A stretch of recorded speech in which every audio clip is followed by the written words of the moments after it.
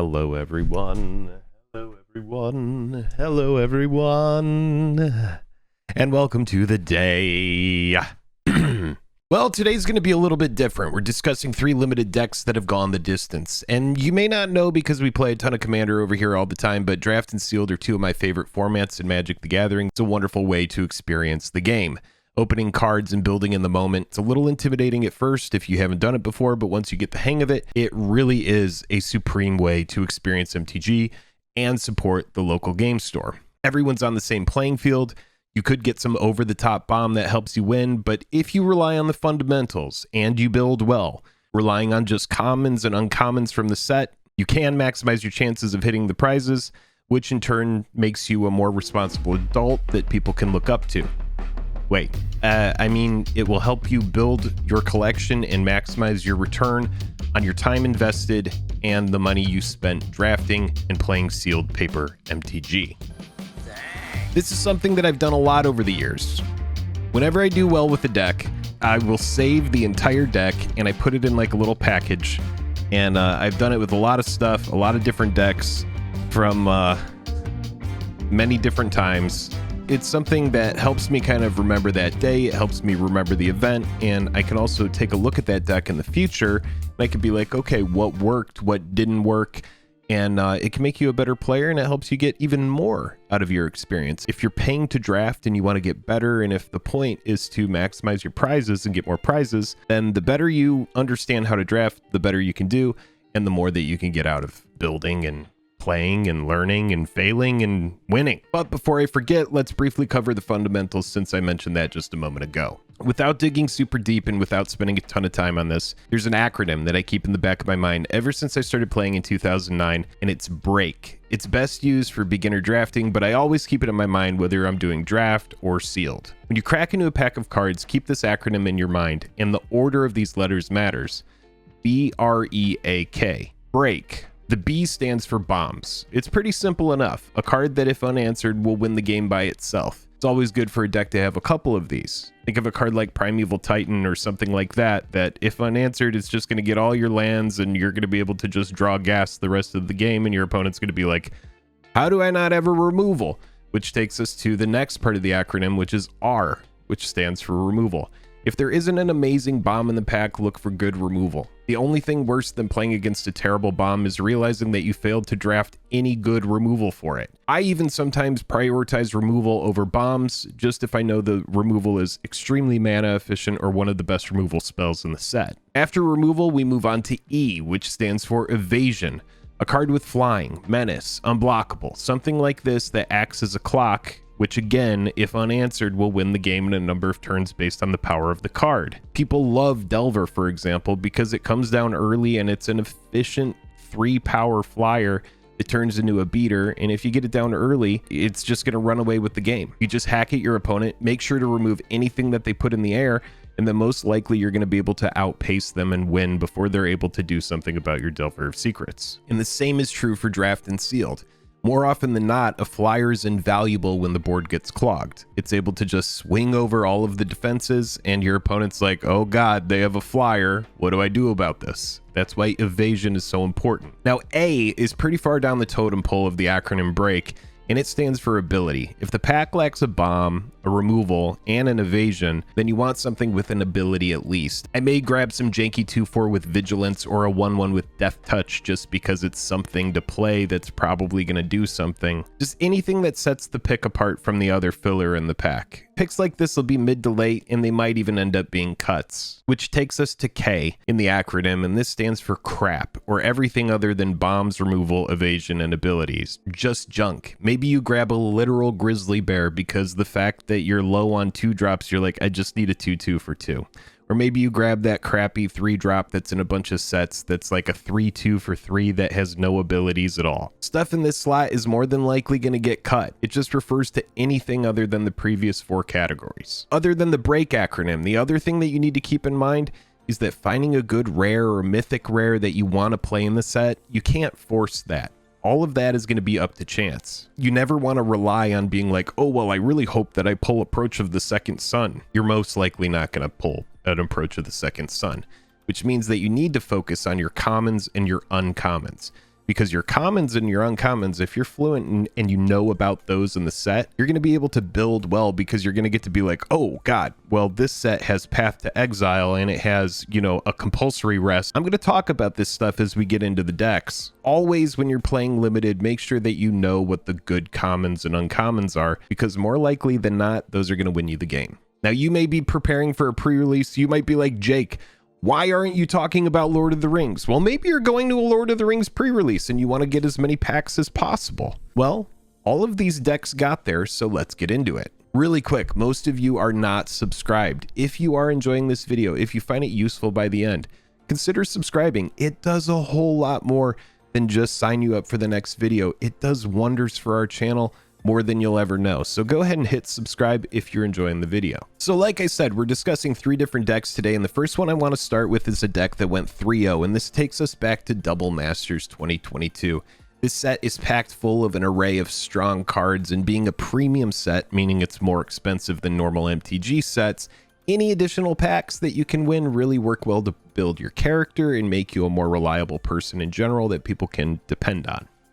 Wait, I'm so sorry. I got distracted again. I mean, it will help you grow your collection and maybe you'll pull something good, you know, like the full art Dockside Extortionist. Let's take a look at the deck, and then we're going to dump it into Moxfield so that we could take an even closer look. You can see over the years, and I've been doing a ton of organizing, and so these have started to pop up, and then I've kept some of the more recent ones like the March of the Machine pre-release, but for the sake of this, we're going to be talking about 3 specific decks. So let's set these to the side because we are going to be discussing these, and then we'll save these. All right, so the first deck is Double Masters.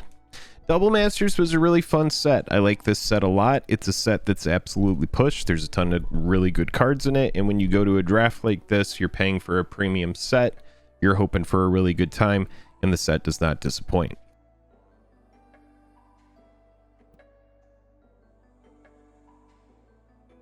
All right, so as we can see with this one, the curve for it is really nice. We have some nice stuff at the bottom. 4 different 1-drops. 2 of them are playables. 2 of them are Monastery Swift Spears. We got the 4 Fireblade Artists.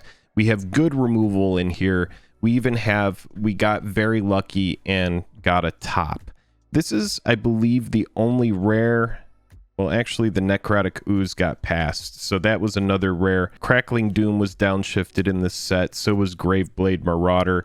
Anger of the Gods is a rare, so we did have that nice little low sweeper. The deck is pretty strong, but the top is really like the exceptional rare where I'm like, okay, you know, this is a pretty good card. Let's go ahead and head over to Moxfield, and we're going to take a closer look at this one. Mardu Double Masters Aggro 2022. Here's the deck. We can look at it more closely here. Very nice, honestly, pretty crazy. You know, this was a premium set, and so it was more expensive, so it's nice that we actually hit some cards that were good. I guess it is worth mentioning one of the Cryptic Spires was black-red, one was white-black, and one was white-red. We also had Boros Garrison, Orzhov Basilica, and a Dimir Aqueduct, which I played just simply to have more ramp. You know, it's just worth playing. It's also shiny, which is nice. You know, I'll take the shiny Aqueduct. But yeah, let's look a little bit more closely at the deck. I mean, really, the curve is just super sexy on this one. I don't believe I dropped a game. We did have 2 Swift Spear, which is always good. I remember my pack 1 pick 1 would have probably been, I believe, Anger of the Gods, just because, you know, based on our acronym bombs removal, it's hard for me to remember, and I might start keeping better journals for this kind of stuff. You know, stuff like Skin Render got passed to me. Let's talk about Skin Render for a second. Skin Render is such a good card because you're getting a removal spell and a body. So more likely than not, cards like this are always going to 2 for 1. Card like Skin Render, you're getting a 3/3 after it comes in and puts 3 -1/-1 counters on target creature. That creature is indestructible. It could kill an indestructible creature. If your opponent has a 6/6 on the field that's eating all of your creatures and you're like, what the hell do I do? Well, the Skin Render can put 3 -1/-1 counters on and actually get it closer to death. So that's a really good card. Graveblade Marauder. This card was originally rare and it was downshifted to uncommon, and this card is an absolute monster. Seriously, Graveblade Marauder is so strong because of that 4 toughness and that death touch. It's just absolutely good. I would play it as a 1/4 death touch without the text that says whenever it deals combat damage to a player, that player loses life equal to the number of creature cards in your graveyard. Once you get a couple creatures in the graveyard, Graveblade Marauder by itself can close out a game. Very strong card. And then your opponent's in one of those damned if I do, damned if I don't situations. It's really nice. It's also got a couple Eye Blights endings, which are just destroy target non-elf creature. For me, that's premium removal. Very easy to cast with 1 black and 2 other. We also have a Crackling Doom, which again I said was downshifted. 2 damage to each opponent. Each opponent sacrifices a creature with the greatest power. So instant speed sacrifice. Another very good removal spell. Also got the Augur Spree in there. Augur Spree is kind of fun.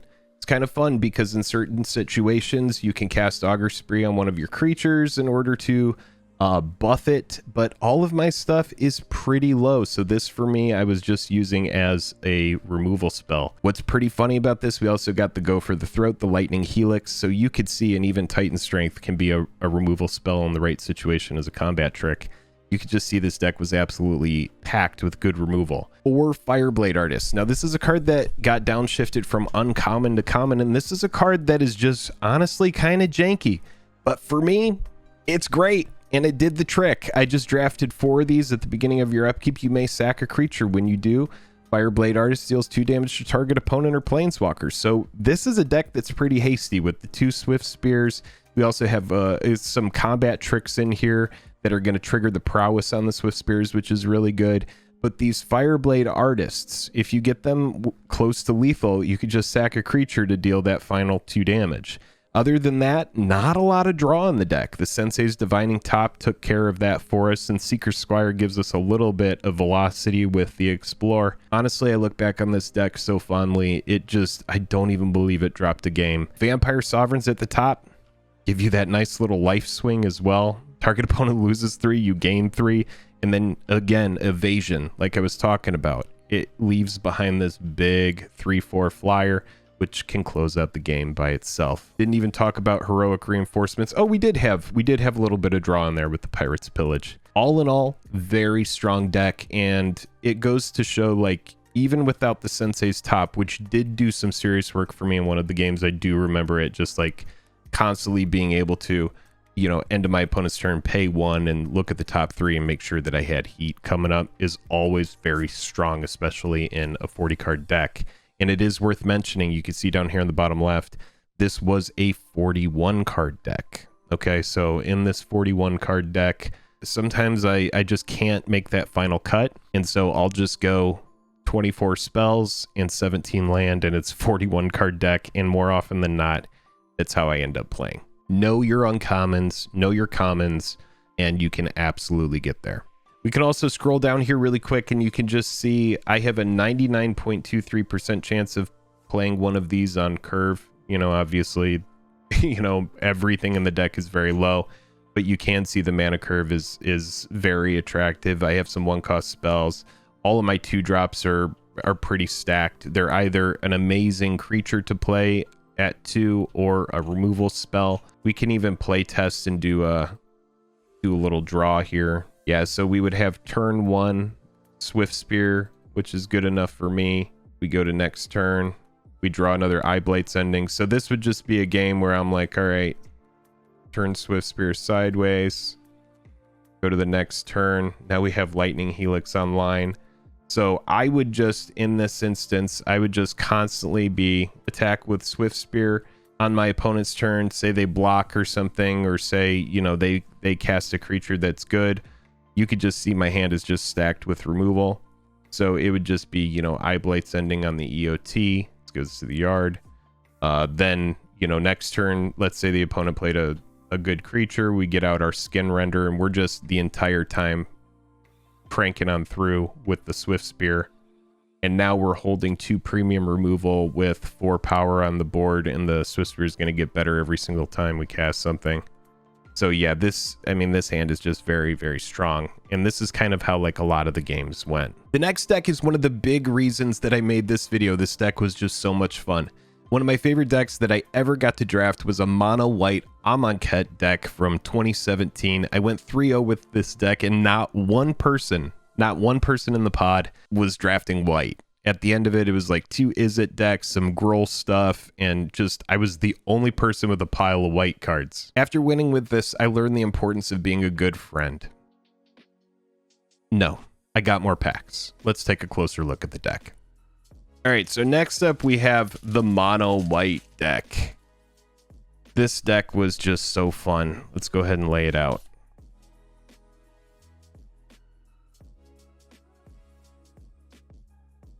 All right, so this one far and away is one of my favorite draft decks, and this takes us all the way back to 2017. Amonkhet. Shout out to the invocations, all that stuff. At this point, this was a draft I remember was more so toward the end of Amonkhet, and I had drafted a good bit of it. Actually, because the channel started in 2017, Joel and I did a lot of draft early on where we would play on MTG together. You've seen us play MTG together sometimes. And at the time, we were building these, we would build a lot of decks together. And so I was pretty fluent with this set. And this was a night where I went completely unchecked in mono white. We got 2 fan bearers. We have premium removal. We have 3 compulsory rest, 2 impeccable timing. Fan bearer taps stuff down. Very, very strong card. We even have Edifice of Authority in here. We even have a little zombie sub theme with Time to Reflect and Cradle of the Accursed. We have a way to get stuff back with Devoted Cropmate, Those Who Serve, Sparring Mummy. The only card in here that is a rare or better, we do have the Aven Mind Sensor that's a rare, and then we do have the Oketra. Let's head on over to Moxfield now that you've seen the deck, and we could take a closer look. Mono white. What a fun deck. It did have the single foil in there, and it was of the Ret Crop Spearmaster. Let's break it down. So, bombs removal. Well, there are no real bombs. The only bomb is Oketra the True. And I do remember this being like a pack 3 that I opened. So this was after I was solidified in mono white. This deck, I remember nobody was drafting white. They just kept passing me white cards.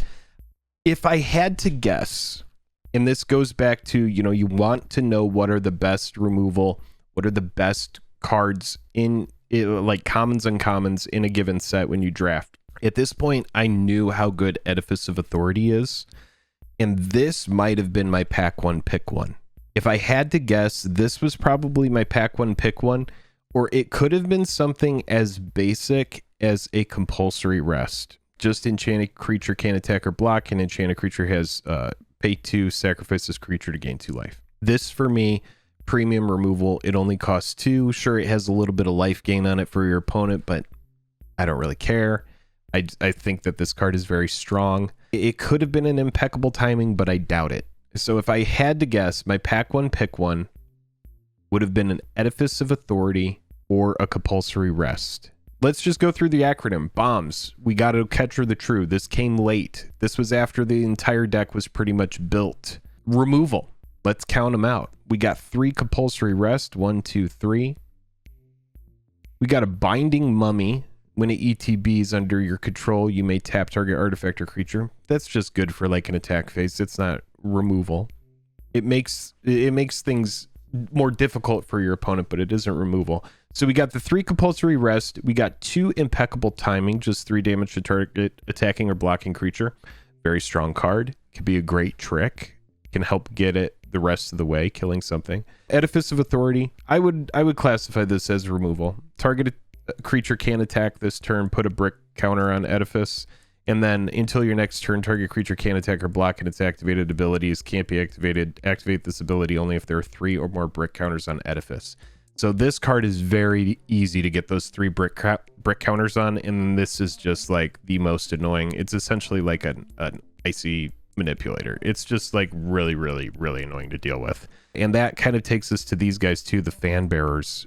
Just pay 2 to tap target creature. So if my removal didn't get it done with the compulsory rest or the impeccable timing, or the time to reflect, which again, we have a little zombie theme with like the embalm stuff, sparring mummy. Time to reflect, the fan bearers would get there with the tap down along with the edifice. So you could just see this deck was really, really annoying to play against.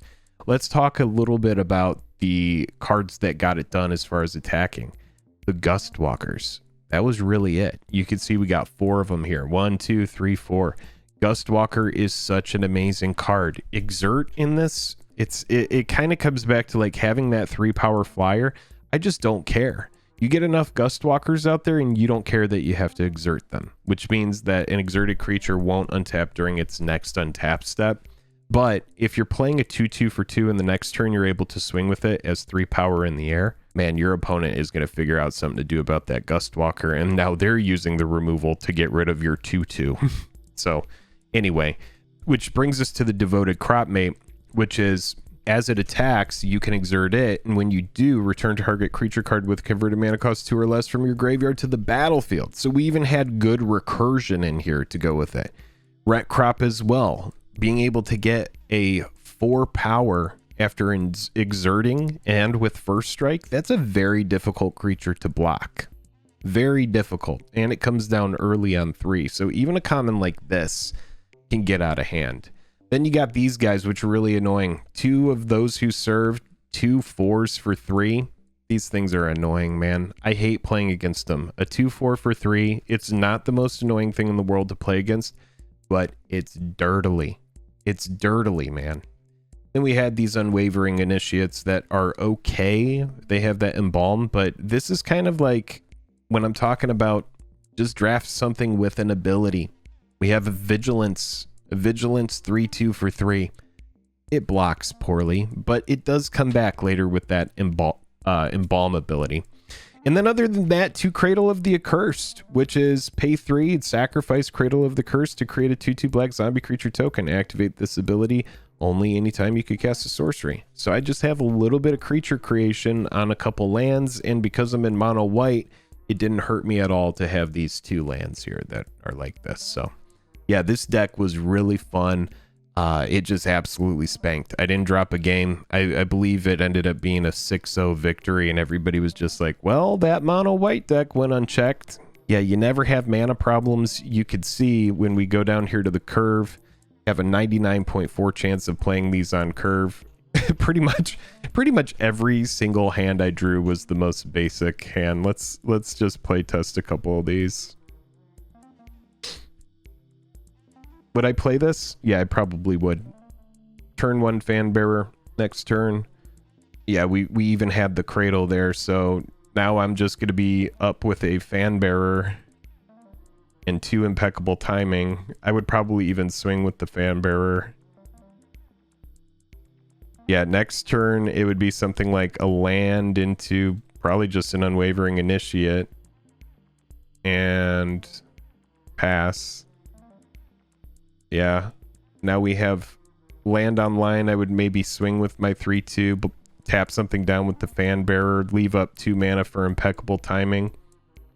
Yeah, this is pretty much how I remember it being. Let's take a look at another starting hand here.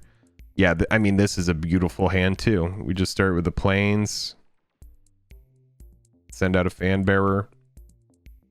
Next turn, play Cradle to play a Gust Walker. Next turn, yeah, and then we have the Compulsory Rest removal up.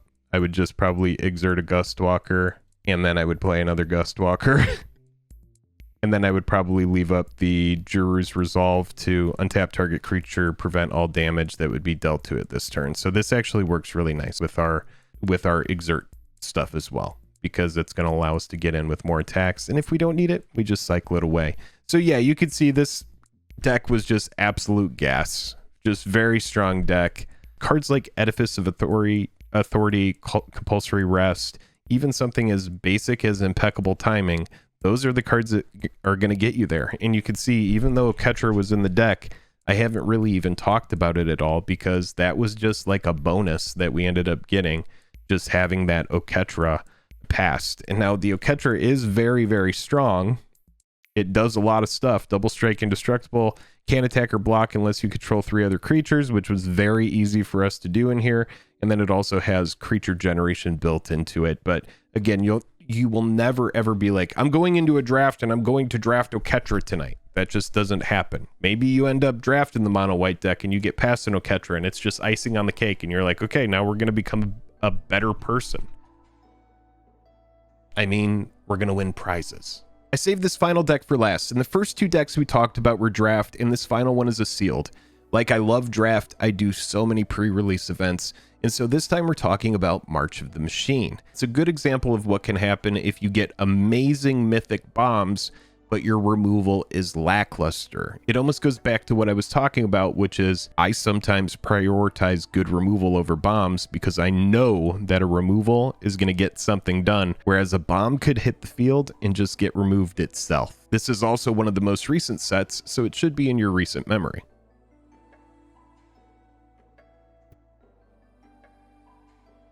Okay, so this deck is a cautionary tale.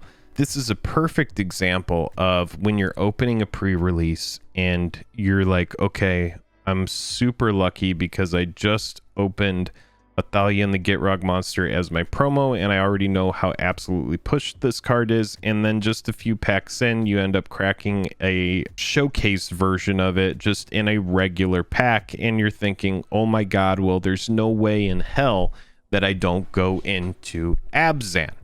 March of the Machine is a really fun set. It's like MTG's Infinity War. There's a crazy bunch of team ups that are ridiculous, like Thalia and the Gitrog monster that we're talking about here. There's a bunch of new battle cards that do things. They have effects, and if you defeat the battle, you end up getting a creature or another effect or something like that. This deck, despite having a pretty nice curve, despite having amazing bombs, remember this is a mythic, okay? Despite having some other good rare cards, it just couldn't get there. So let's head on over to Moxfield. We're going to take a closer look at the deck, and we're going to kind of talk about why, again, removal is sometimes better than bombs. The deck is pretty fun. We did, again, get the double Thalia and the Gitrog monster, but this set, which is absolutely, it does have some very good removal, it just didn't end up in our deck. We do have some good 1-drops with the Enduring Bond Warden and the Tarkir Dune Shaper, which are pretty good. Other than our bombs here, which we talked about, we got Thalia and the Gitrog monster twice. I actually really do love this common, the Converter Beast. I found to be an incredible common. For 4, you're getting a 0/1 that brings an Incubate 5 token with it, which means on the next turn, if you pay 2 and turn that token into a creature, you have a 5/5 ready to go. So for 4 power, now you do have to pay 2 to turn on the Incubator token, but for 4 mana, you're getting an 0/1 that brings a 5/5 token with it that you just have to animate. So very, very strong as far as like having something that's going to attack for more than it should, for more than like the cost is, like on the next turn. Converter Beast, very, very, very strong common. Let's talk for a second about the removal in this deck. We have some stuff that does Incubate, Traumatic Revelation, which is not a removal spell. It's Hand Disruption, and it's not bad, but it's just not removal. Like when I'm looking at that white deck and I'm like, 3 Compulsory Rest, 2 Impeccable Timing. We have Fan Bearers to tap stuff down. You can even see this, Sunder the Gateway. We had 2 of these. Destroy target non-token artifact or enchantment an opponent controls. Incubate 2. It's just very narrow and not that great. You could even argue, why was I running these main deck? Because my Abzan pool, the Thalia and the Gitrog monsters forced me into these colors, and I'm showing you that sometimes it's like, that's not the best way to go.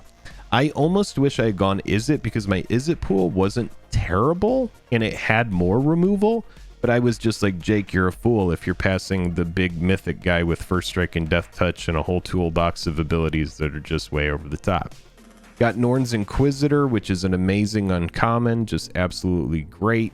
We have this Nezumi Informant, but your opponent is choosing what they discard, so that's not not even removal. And then we have a couple, we have another enchantment that does stuff with incubate. Incubate matters. If you get up here, you can find mana value 6, a Merciless Repurposing, which is very good removal in the set, albeit extremely expensive. It does come with Incubate 3 on it, which makes it really nice. You're exiling something and then you're getting a token with it as well, but it's just not that good. We had the Phyrexian Gargantuan, which draws us some cards, but also doesn't really get the job done. And then we have an Invasion here.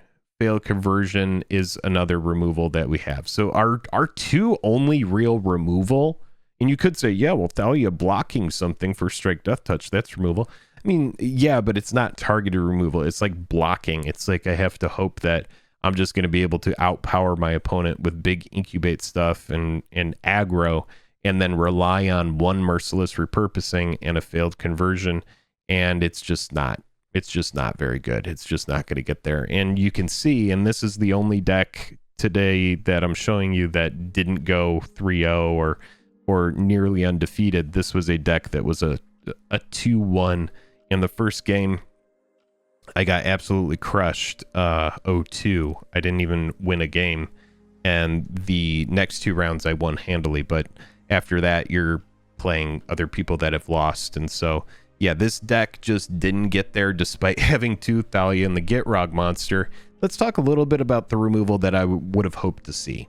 Enchantment, instant sorcery, and we'll see what this deck gave us. All right, we have Cut Short, Convoke, destroy target planeswalker that was activated this turn or tapped creature. So Cut Short would have been really good for us. We'll go ahead and zoom in. Cut Short would have been just excellent. Scroll Shift, not what we're looking for. Not what we're looking for. Oh, Realm Breaker's Grasp. This is essentially the compulsory rest. Not one of these. Enchanted permanent can't attack or block, and its activated abilities can't be activated unless they're mana abilities. So if we were to go back to the deck, if we had been able to, for example, cut those Sunder the Gateways that we were looking at and then just get a couple of these, this would have probably, that would have probably meant all the difference. This was the Sunder the Gateway.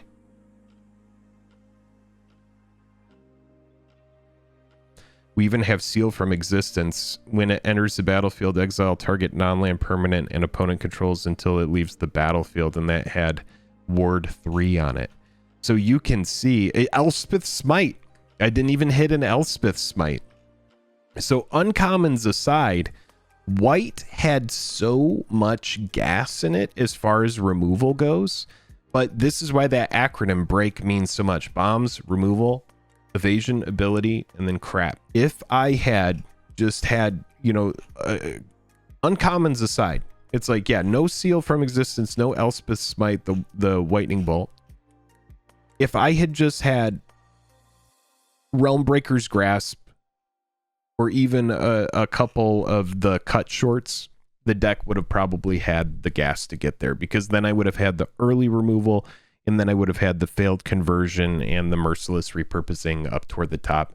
That would have really pushed the deck into a better spot. It was still a fun deck. It was still a great time, but I wanted to share this with you because it's like, yeah, just because you get something amazing, like some sort of, you know, really big over the top win like these Thalia and the Gitrog monsters, it doesn't mean that the deck is going to be enough to get there. You really do have to depend on the removal and hope that that's enough to go the distance. Hope you enjoyed this video. If you found it informative, again, click like and subscribe. We also have a Patreon where you can get involved on a deeper level. Tons of people are always active in our Discord. There's a whole bunch of stuff. We have monthly giveaways. We even have a Commander League where people play proxy-friendly Commander over Spell Table, and we set up games weekly. If that sounds like fun to you, make sure you go down into the description of the video, click some buttons. I hope you have a great rest of your week, and until next time, I'm Jake with Jake and Joel Magic.